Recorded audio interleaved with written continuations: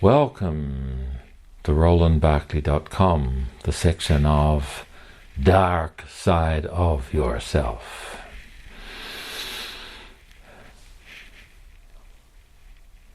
People reject the information they need to succeed. What people call light, what people want to believe, what people want to keep believing, the habits of the mind that keep saying what's true.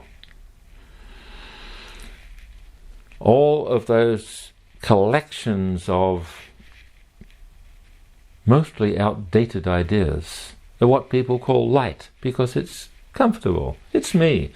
It's the sun shines when I believe, when I do the same things as my normal habits, and they call that light.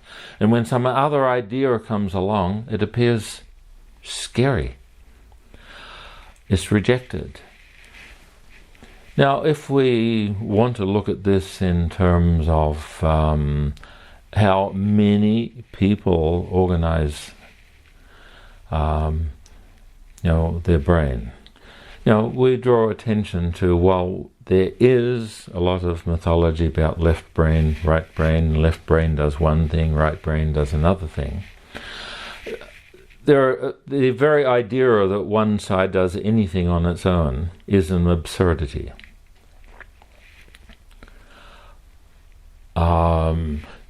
So we could understand this more intelligently by one side is looking for predators, watching out, for predators, watching out for ideas that don't match, ideas that might come in conflict. And the other side is looking for prey. It just wants to make everyone fit in with your pattern. And if you're doing perfectly well with a nice idea, but you have to learn something different, then there has to be a crisis.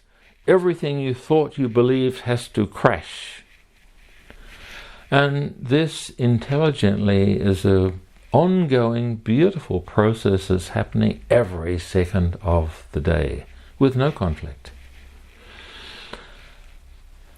And most people will reject almost everything of their own potential. For example, say you were working on writing a book, you were working on making a film, whatever you were doing, and suddenly there's a breakthrough. Suddenly you are 1,000 times as intelligent for maybe an hour.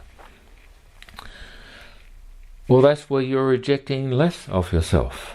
Now, what if that sudden huge breakthrough was still only 30% of you?